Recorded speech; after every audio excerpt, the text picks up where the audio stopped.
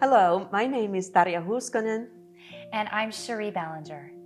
and we are here to talk about brain injury. Brain injury. And as it turns out, we're recording this video actually right as we are starting the Brain Injury Month, which is March in every year. And this is also the International Women's Month. So we That's have right. lots of really good reasons to be talking together. Yes. We are two women who both have a similar or common experience, yet a different experience. Yes, that's right. And we represent also two generations of that experience. Yes. So we should have some fun today to really Yes. talk about something that's very, very serious and has become a big part of our lives. And also our mission in life. That's right. That's right. So Cheri, would you kindly maybe start and just start with a little introduction of what happened in your life? And you say you are a brain injury survivor. What is the injury? Well, thank you so much, first of all, for having me here today. It's such an honor. And as you said, the fact that we're in Brain Injury Awareness Month, also Women's Month, this could not be more perfect. We're also both wearing green. We're like so spot on right now. Yes, we are. And to your point, yes, I'm also a brain injury survivor. And for me, on February 11th of 2014, I was on my way to a movie poster set. I was working as a professional actress and model for many years. And long story short, I ended up falling from about 7 feet onto the back of my head on concrete. Oh my gosh. And after that, my life has never been the same. And I sustained a traumatic brain injury. Within a window of time after that, I lost just my ability to do everything, to walk, to talk, lost my memory, couldn't move without throwing up. It was horrific. And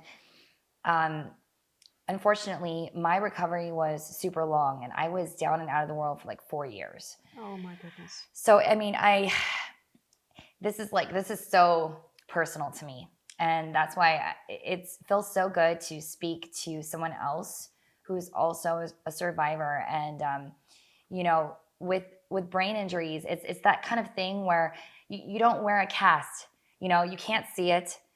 Our moms and close people know, that there's something amiss, but, there's not a sign on you. There's no cast saying, I have a brain injury. It's a very difficult thing to endure.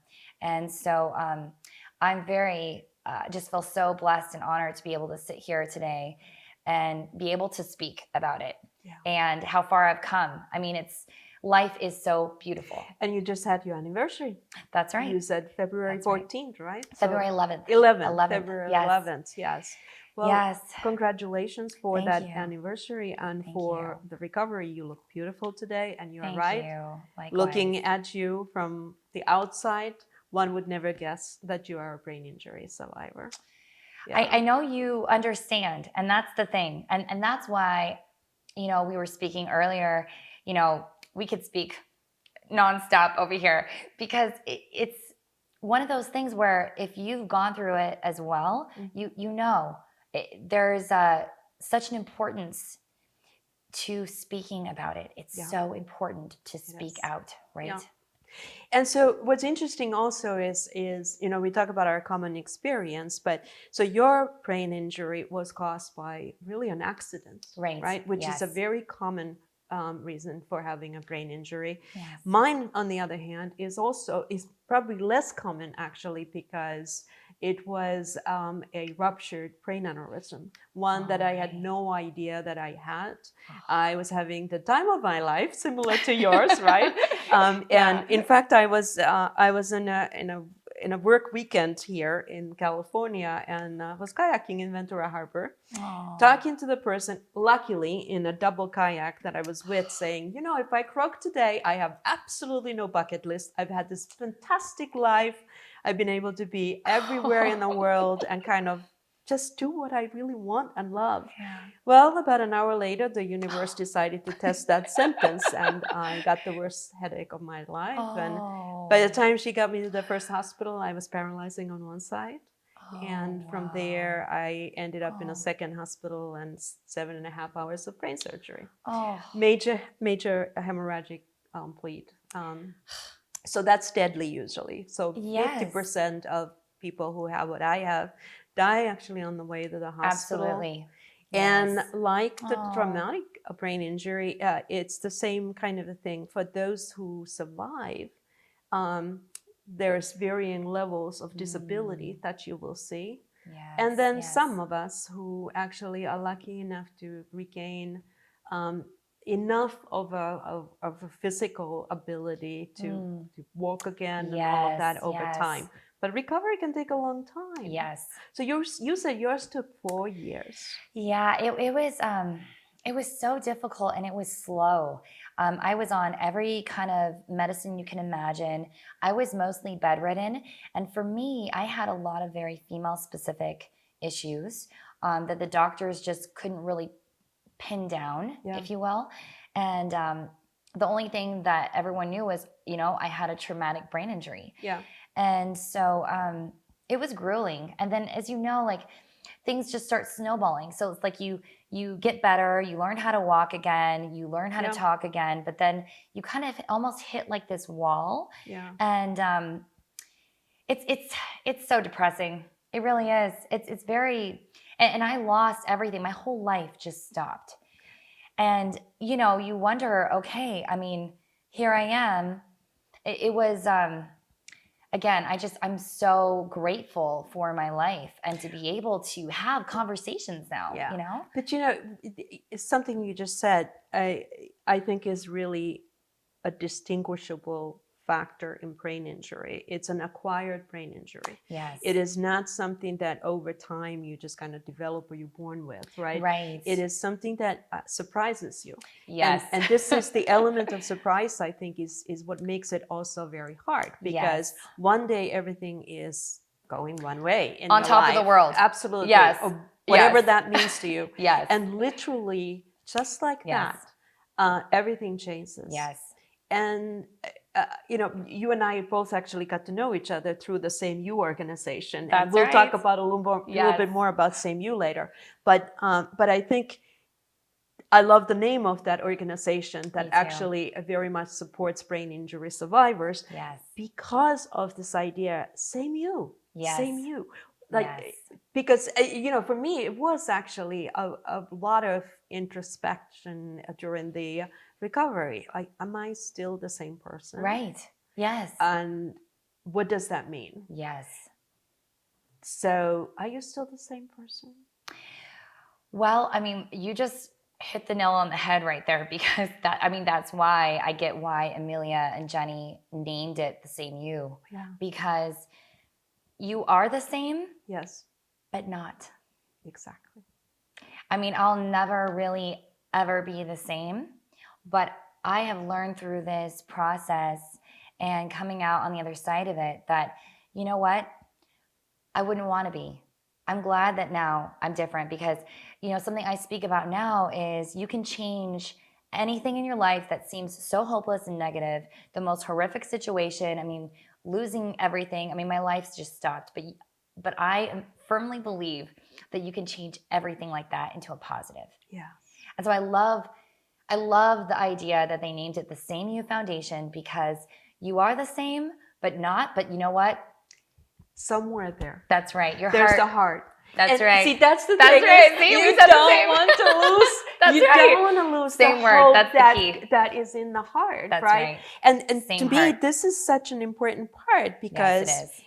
So many survivors, even coming out of the hospital. I mean, this to me is an interesting thing. You're in the hospital, and that's really about triage. Oh, sure. So much of it. Yes. And I know I was in the ICU for a very long time. Poor thing.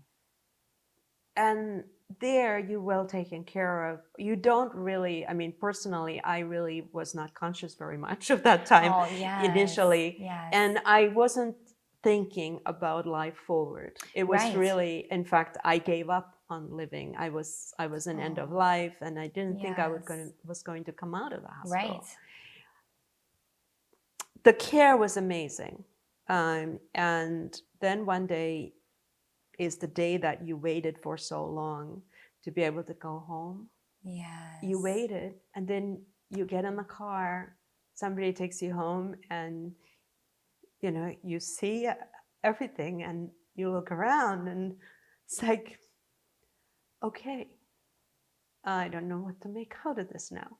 Yeah. Because everything else is still the same, but something has changed for me. Yeah. And so emotionally, I think this search for what just happened is incredibly important in the life of a survivor. Yes. It's coming to terms with what happened. And then also for me, it was integrating that into who I always was and who I will be. Yes. To your point, Yes. we all change in our lives. Yes. It don't need to have a brain injury to go through these transitions in lives, and our experiences add to who we are. But we also don't have to lose the fundamental essence of who we are if we can accept what happens. Absolutely. And it's that acceptance that's hard. That's hard. That's very, very hard. Yeah. Yes. And part of it is, now how old were you? Can I ask, how old were you when this happened to you? I had just turned 30. Wow. So when I say I was on top of the world, I mean, you think you have your life figured out and all planned out. And, I had all these things I was working on and doing, and I was so happy. And then it's just the next thing you know, just like you said, just like that. Yeah. And everything just completely stopped and changed. And when I was down for so long, the doctor said, you're probably never really going to have a life again. You're not really, this is about as good as you're going to get. And that's what I was told. And it was so heartbreaking. It was heartbreaking for me. And to your point, it's like you look around and everyone's lives are going on and everything is there, but like something has drastically changed with yourself and with your own life. And you have to have a different life plan suddenly. Absolutely. And like you said, that acceptance, it's a tough thing to do. Now there's something else. So we share in a lot of different things. It's so funny because we have such different backgrounds, but we also have a lot of similarities in a lot of other things. So you were actually a rather public figure before your injury. You were an actress, a model. Yes. You were on camera quite a bit. I was. That's true. Okay. Yes. And me too. I was less on camera, but I was quite public. I own a consulting company that I had founded much before then, and it's a global company for life sciences, and so I was always out there. Right. So part of that reconfiguration then becomes, well, does that life completely end also? And I don't think we have to be public figures for that to happen. I think every brain injury survivor has to deal with also that, and becomes very pragmatic. Yes. Can I still work? Right. Where's my income going to come from? Right. And some people go into a very difficult financial hardship as a result of it. They may also not have insurance. That's right. So lots of different complications. What got you through those 4 years? Well, I would be remiss if I didn't mention my mom, my mother's positivity. My mom is so warm and positive, and also, I have great faith, and I have to say that too, because I never would have gone through this and came out the other side if I didn't have that. And there was some medications where the side effects were quite brutal, as you know. And I know a lot of people can relate to this. and one of them is suicide. And Yeah. so I dealt with things like that, Yeah. and it was really tough because you feel like, okay, I'm here, but why? And I just felt like, was life really worth living? Because if this is how I'm going to be the rest of my life, you know, it was such a drastic change from my life before.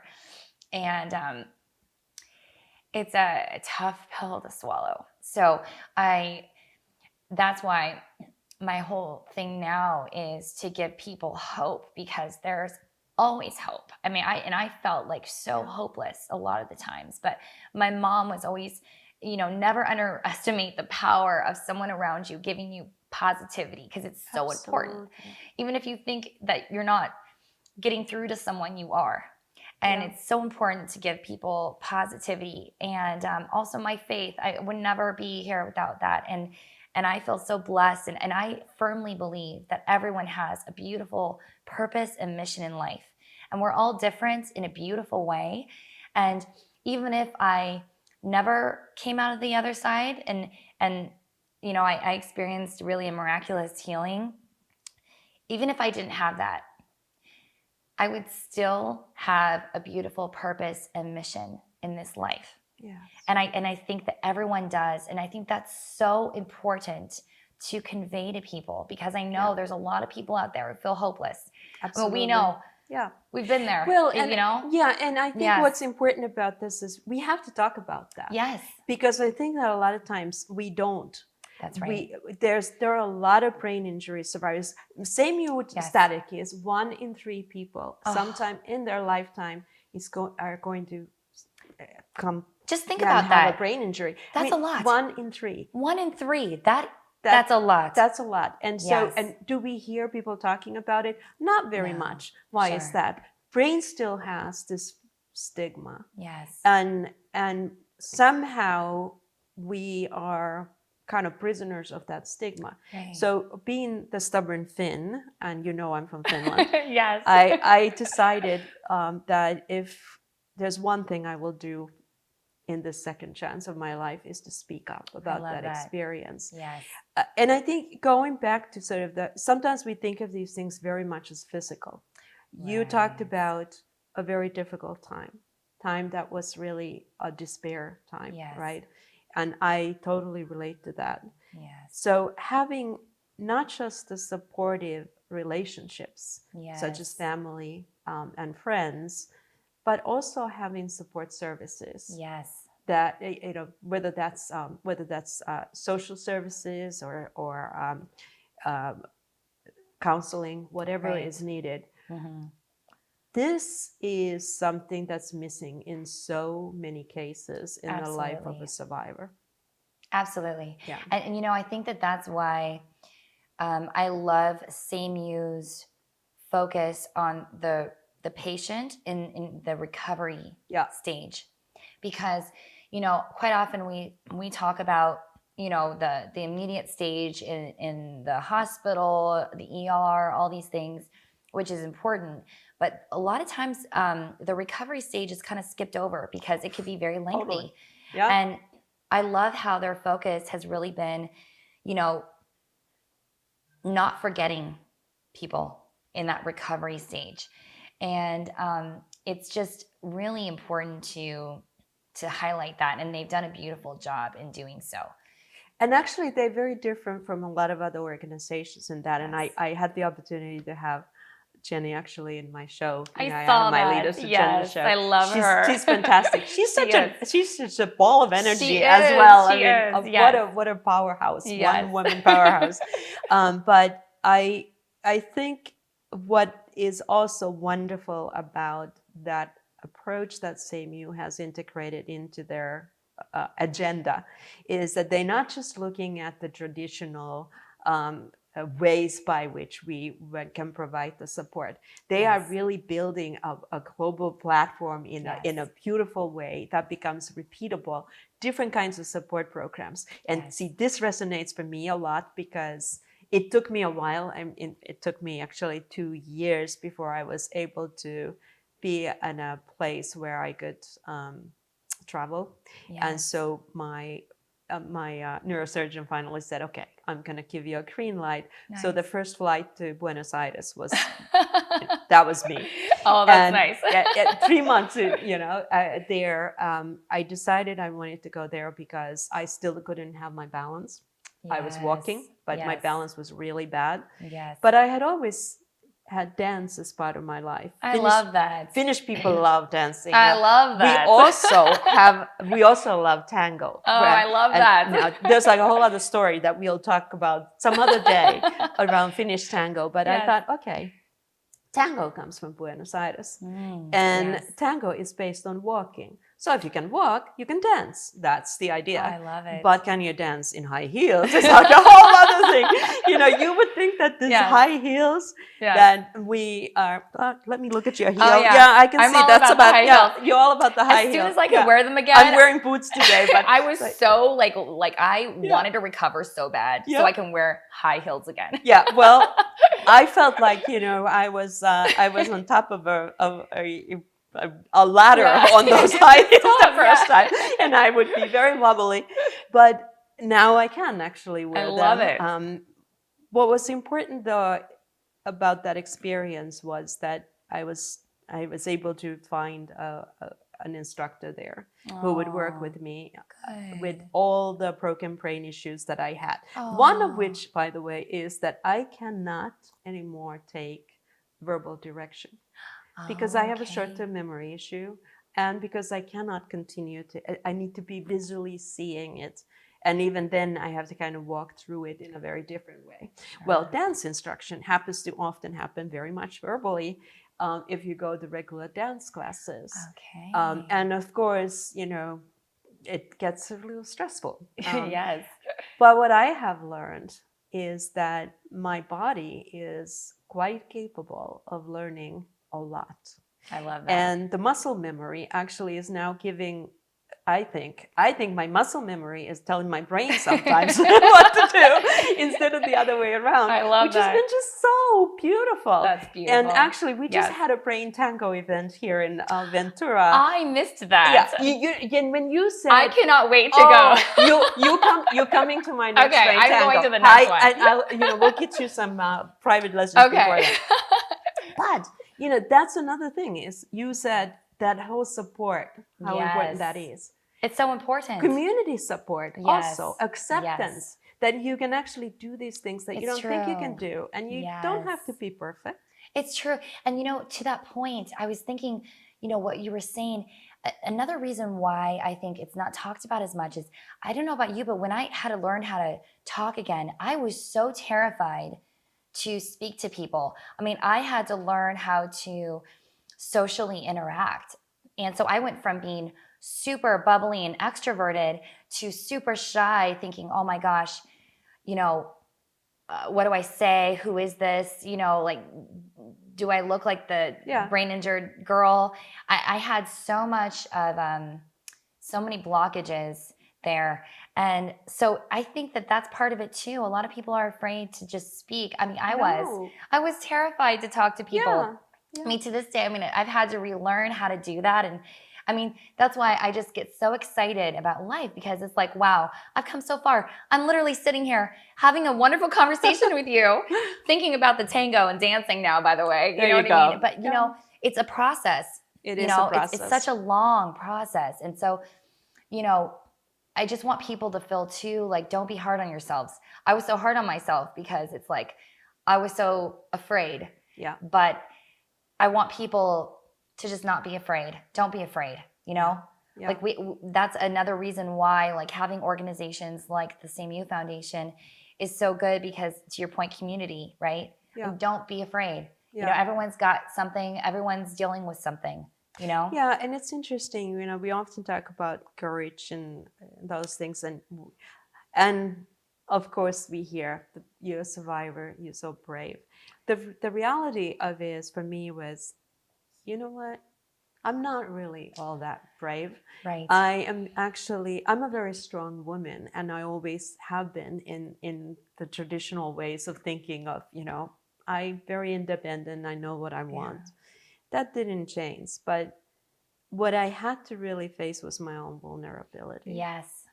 And those moments that they just have to be okay. So I think going back to, I like what you said, you kind of saying, well, what should another survivor know? And you said, it's okay to be afraid, but don't be afraid, because you can move forward. But you also need the support systems. Yes. And I think on that same note, for me, it is also for those who are close to someone. You see, at least in my case, I have a company, for example, and I'm the CEO. Yes. And I work with some of the largest companies in the world. It's incredible. Which means that people are used to me being in that role. Right, right. Being in front of my own team, I remember actually, this was maybe 6 months after I got out of the hospital. And it was done virtually because I couldn't go anywhere. I think it was really hard for them to see me vulnerable, see me crying, and kind of acknowledging a different side of me was hard for them. And actually, some people left the company because they were afraid. They were afraid that I'll have another aneurysm and, you know, whatever else. That makes sense. I understand that. But going back to, what do people need to know about brain injury? I think those around us need to know that this is a natural part of healing. Yes. We have to grieve. Yes, we do. And we have to accept. Yes. And we have to go to the dark place before we can find that hope. That's right. And you're so right. And it's like, you know, go through it, but don't be afraid. Just go through it. There's always hope. Always hope. Even, I would say there's more hope in the most hopeless situations, you know, but it's scary. It is. And it's okay to be scared, and it's okay to be vulnerable. I so resonate with what you're saying, because it was just so difficult for me. I felt like I wasn't myself again. So again, like going back to the same you, and but then you're the same, but not. And it's such a difficult process. But, you know, I want people to have hope. I really do. And I feel like that's what the world needs. And so many great strides being made. And, you know, I know that, you know, did you see recently, I'm also the U.S. ambassador for the Women's Brain Project. So they're doing a lot of great things in research and advocacy. And then we have the Same You Foundation, and we have the recovery side of things. And what I'm seeing is people coming together with this same mission. Yes. And it really truly embodies and it could be cliche sometimes, right? Where people are like, we're stronger together, but we really are. We are. We are. Yeah. We are stronger together. And it is so beautiful when you hear other people speak out. That's why, like, again, I'm so grateful to be here with you, because, you know, it's so important, because I want to encourage others to do the same thing, because then when we all rise up, we all lift each other up. Yeah, and and the speaking up, I think, is so important. So going back to then others, right? Being in work environments, for example, my favorite thing to talk about is, for example, fatigue, right? Oh my goodness. I mean, how quickly do you get exhausted these days? Very quickly. Me too. Yes. I need to really pace myself in a very different way. I need to be able to go lie down sometimes, or just go to a quiet place. I need to get out of the crowd. Yes. Or close my eyes, because my eyes are making weird things happen. Yes. And that little moment of silence will recharge me, and then I can go back and do something. Yes. How many work environments allow people to do that? Oh, you know, right. You're so right, because I have the exact same issues. And I also have just a unique, you know, life and work life now. And so I can't even imagine what it must be like for someone in what would be considered a typical work environment, because that's another reason, right, Yeah. to speak out, because this is just something that comes with the territory. When you're a TBI survivor, this is just the way it is. Yeah. And again, you know, going back to what you said earlier, the acceptance, right? You just accept it. Okay, this is what I need to do. It's been a process, as you know. You know, I've had to learn, okay, this is how I recharge. This is what I need to do. The boundaries, the rest, the pacing myself too. I totally get that. And so I think that the more we speak about these things that are normal for a TBI survivor, the more I really do hope that other workplaces will say, oh, okay, you know what?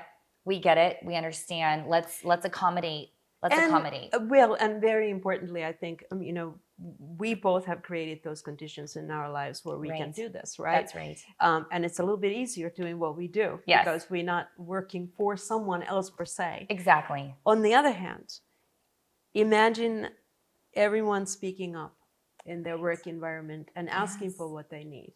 Right. I mean, you know, Tesla cars get rechargers in the parking lot. Yeah, nobody questions that. So why wouldn't I be recharged? Yes, we need rechargers too.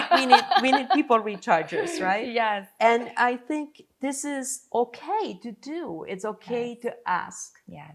This is an important message that everyone should really hear. Absolutely. Right. No, I so agree. Broken crayons still color. There is a lot of value. Sometimes even better, right? Absolutely. They color better. Absolutely. Definitely a rich flavor of color. Yes, I like that. Yeah, yes. for sure. So I love it. If you had to sort of say what was your turning point, because I look at you now and look at you, you're beautiful. You have a lot of energy back. You may need to go recharge in a few minutes, but nevertheless, right now, I see the energy and I see the flame inside of you, the flame of life. And I also know that you have some amazing things going on.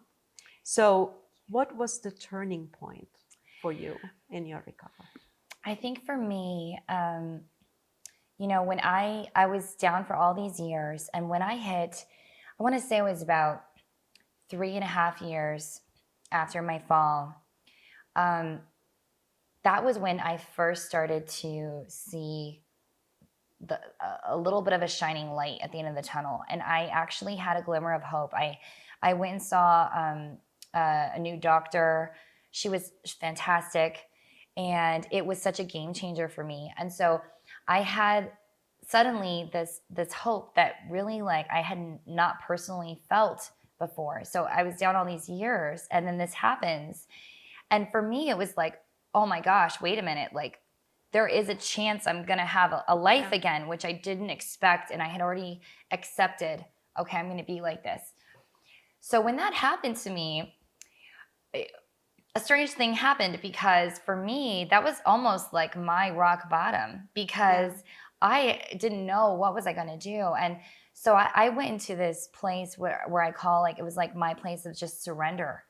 Okay, I really need to find out what is my mission, and like I just let go of all of my plans and just surrendered. And then after that, everything just changed for me. And